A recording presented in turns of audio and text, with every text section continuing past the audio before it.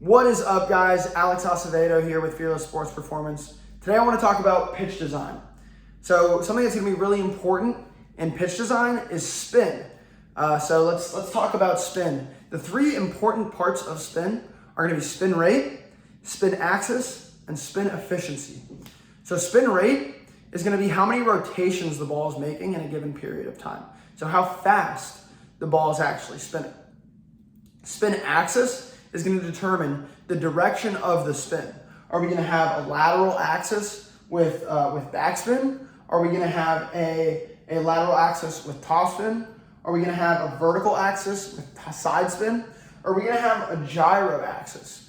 Typically, the axis will not be perfectly lateral, vertical, or gyro, but we're going to see a mix of both or all three.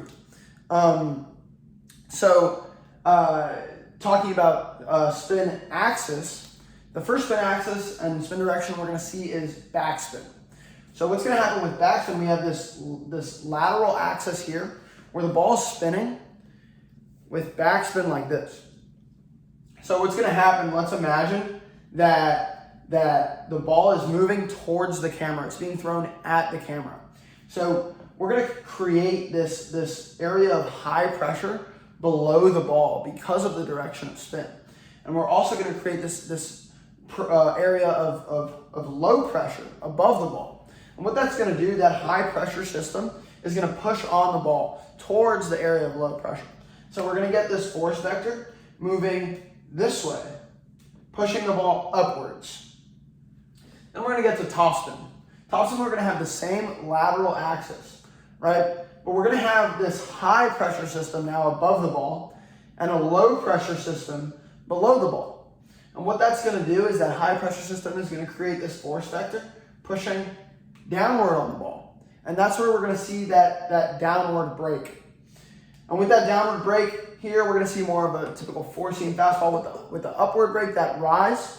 Here we're going to see that 12-6 curveball action with that downward break that way. And then we get the side spin with a perfectly vertical axis right here. Ball's going to be spinning like this, again moving towards the camera. And what's going to happen, we're going to get this high pressure system on this side, the direction that the ball's spinning towards the target. And then the low pressure system on this side, the direction where the ball is spinning away from the target. And that's going to create this force vector moving this way, pushing the ball towards this way. And the ball, of course, could also spin and side spin the other direction, which will cause the ball, same concept, but the ball will shoot the other direction. And then here with gyro spin, what's going to happen, because the axis that the ball's spinning upon is perfectly parallel with the direction that the ball is moving towards, we're actually not going to create any high or low pressure systems because the spin of the ball will not be interfering with the direction of the ball. And so we're actually not going to see any movement up vertically or laterally. The ball is going to stay perfectly straight, just like a bullet. And that's what we're going to see: no rise, no drop, and no lateral movement either. So that we've talked about spin axis and spin rate, we can talk about spin efficiency. What is spin efficiency? Well, spin efficiency is going to be how far away from gyro spin we can get. It's how much the spin of the ball is going to be affecting the movement of the ball. So if you have a lot of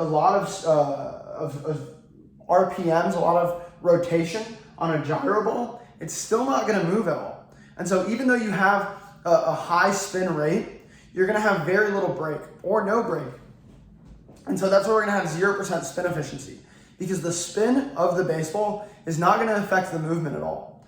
But if you have a perfectly lateral axis or a perfectly vertical axis, in which the axis is perfectly perpendicular from the direction that the ball is moving, that spin is going to affect the movement of the ball 100%.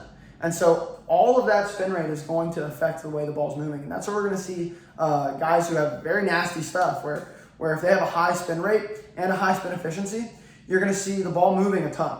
That's where you see those big rising four seams, or those big breaking curveballs, or those big breaking sliders. And so when we talk about pitch design, understanding these three elements, we want to make sure that the pitch that we're designing is going to be most dependent on the spin and not the grip. So we don't want to depend on the grip to make the movement. We want to design a pitch that we need. So let's say we got a two-seam, a run guy, a sinker guy. So we want to create another pitch that's going to move off of that. So for that guy, a very lateral slider may be the pitch that we want to create to work off of that sinker two-seam running arm side. And so instead of focusing on a slider grip to create the pitch, we want to say, okay, these are the metrics we want to look at on spin rate, spin axis, and spin efficiency. How are we going to create that? And so play with all different kinds of grips. For me, when I developed my slider, I'm a two-seam guy, so I wanted a very lateral slider. And so I didn't want to have more of a gyro slider, like a Kumar Rocker-esque slider. I wanted to have more of a lateral slider that was going to have a better spin efficiency and side spin. So what I did, instead of throwing a more traditional slider grip, I ended up spiking my slider.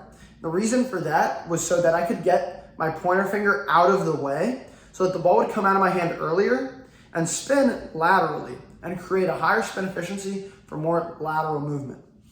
And so these elements, when creating a pitch, are going to be extremely important. Same thing with a fastball, same thing with a curveball, same thing with a changeup. Whatever direction you want the ball to move and the amount that you want the ball to move, that's going to be what's most important in paying attention to when developing this pitch. You can use tools like a slow motion camera, Rapsodo, TrackMan, something like that. If you don't have the best tools, you can use your phone, throw it on slow-mo, and do your best to try and see the way the ball's coming out of your hand and the way it's spinning out of your hand. Another aspect to pitch design, to spin and movement that's important to understand is turbulent and laminar airflow. But we're gonna make a video really getting in depth on that. So hold tight and we'll get that to you next. So enjoy this video. I hope you learned a lot. Stay fearless.